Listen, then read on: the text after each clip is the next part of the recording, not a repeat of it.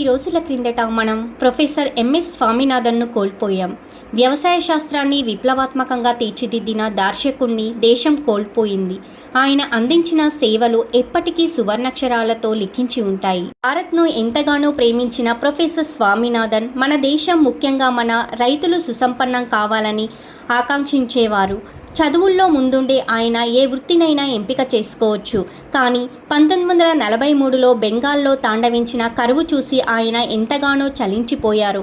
తాను చేయాల్సిందేమైనా ఉందంటే అది వ్యవసాయాన్ని ఆమూలాగ్రం అధ్యయనం చేయడమేనని నిశ్చయించుకున్నారు స్వామినాథన్. చిన్న వయసులోనే ప్రపంచ ప్రసిద్ధి వ్యవసాయ శాస్త్రవేత్త డాక్టర్ నార్మన్ బోర్లాంగ్తో పరిచయం కావడంతో ఆయన నుంచి చాలా నేర్చుకోగలిగారు. 1950లో అమెరికాలో అధ్యాపకుడిగా పనిచేసే అవకాశం వచ్చినప్పటికీ భారత్ కోసమే పనిచేయాలన్న దృఢ సంకల్పంతో స్వామినాథన్ ఇక్కడే ఉండిపోయారు. మన దేశాన్ని స్వయం సమృద్ధి, ఆత్మవిశ్వాసం వైపు నడిపించడానికి ఆయన ఎటువంటి సవాళ్లతో కూడిన పరిస్థితుల నడుమ మహామనిషిగా నిలబడ్డారో మీరంతా ఒకసారి ఆలోచించాలి. దేశానికి స్వాతంత్రం వచ్చిన తరువాతి 2 దశాబ్దాలలో మనకు ఎన్నో సవాళ్లు ఎదురయ్యాయి.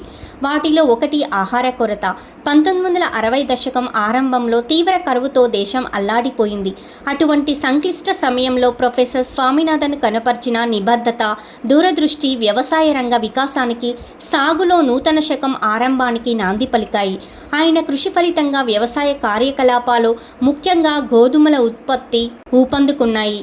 గణనీయమైన దిగుబడులు సాధించడంలో దేశం ఆహార కొరతను అధిగమించి వ్యవసాయం సమృద్ధితో తల తూగుతోంది. ఈ మహా అద్భుత విజయమే ఆయనకు భారత హరిత విప్లవ పితామహుడిగా పేరు తెచ్చింది. ఏదైనా సాధించగలమనే భారత ఆత్మస్థైర్యానికి హరిత విప్లవమే ఒక గొప్ప ఉదాహరణ.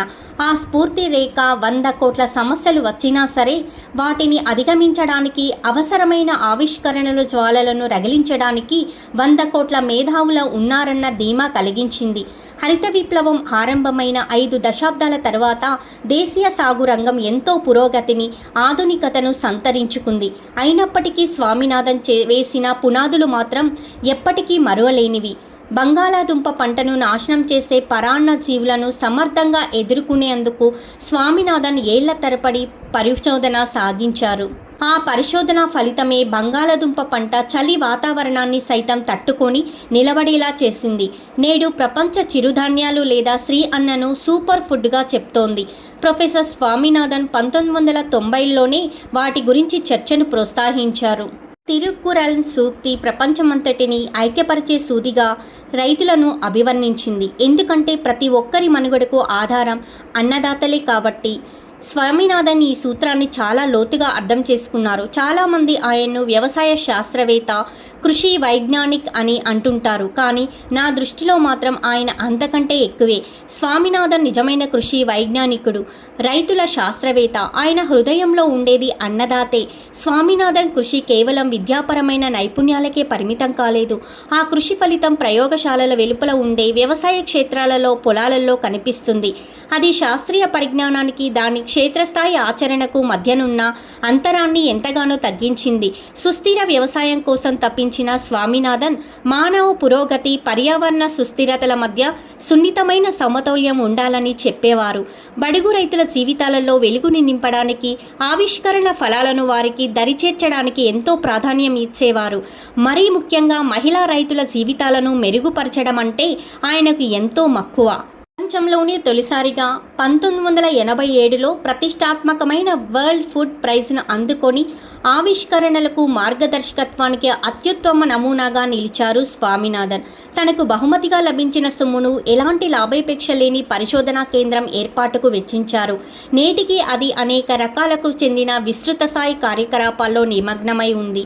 లెక్కలేనంత మందికి స్ఫూర్తిదాయకంగా నిలిచిన స్వామినాథన్ నేర్చుకోవడంలో, ఆవిష్కరణల దిశగా వారిలో గొప్ప ప్రేరణ కలిగించారు. ఆయన వ్యవస్థల నిర్మాత కూడా. ఆయన చలువ వల్లే శక్తివంతమైన పరిశోధనలు జరిగే కేంద్రాలు ఎన్నో అవతరించాయి. మనీలాలోని అంతర్జాతీయ వరి పరిశోధన సంస్థకు ఆయన సంచాలకుడిగా పనిచేశారు. స్వామినాథన్ ప్రోద్బలంతోనే 2018లో వారణాసిలో అంతర్జాతీయ వరి పరిశోధనా సంస్థ దక్షిణాసియా ప్రాంతీయ కేంద్రం అంకురించింది. ఆచార్య స్వామినాథన్కు నివాళులు అర్పించేందుకు నేను మళ్ళీ తిరుక్కురల్ ద్విపదను ఉటంకిస్తాను. ప్రణాళిక రూపకర్త దృఢ మనస్కుడైతే తాను కోరుకున్న విధానంలోనే సాధించి తీరుతాడు. ఆ రీతిగానే వ్యవసాయాన్ని బలోపేతం చేయడానికి, రైతులకు సేవ చేయడానికి తనను తాను జీవితారంభంలోనే అంకితం చేసుకున్న మహామనిషి ప్రొఫెసర్ స్వామినాథన్. తాను చేపట్టిన దాన్ని ఆయన ఎంతో ఉత్సాహంగా, వినూత్నంగా కొనసాగించారు. వ్యవసాయ సుస్థిరత, ఆవిష్కరణల దిశగా సాగించే ప్రయాణంలో స్వామినాథన్ కృషి స్ఫూర్తిని, మార్గనిర్దేశకత్వాన్ని నిరంతరం అందిస్తూనే ఉంటుంది. మేము సైతం అన్నదాతల కోసం నిలబడడంలో, శాస్త్రీయ ఆవిష్కరణ ఫలాలను ప్రతి మూలాలకు తీసుకెళ్లేలా చేయడంలో, రాబోయే తరాల కోసం అభివృద్ధిని, సుస్థిరతను, శ్రేయస్సును వేగవంతం చేయడంలో స్వామినాథన్ సిద్ధాంతాల పట్ల నిబద్ధతను పునరుద్ఘాటిస్తూనే ఉన్నాం. ప్రొఫెసర్ స్వామినాథన్ నేను వ్యక్తిగతంగా విస్తృత స్థాయిలో మాట్లాడుకునేవారం. చెప్పాలంటే నేను 2001లో గుజరాత్ ముఖ్యమంత్రిగా బాధ్యతలు చేపట్టిన తర్వాతి నుంచే అవి మొదలయ్యాయి.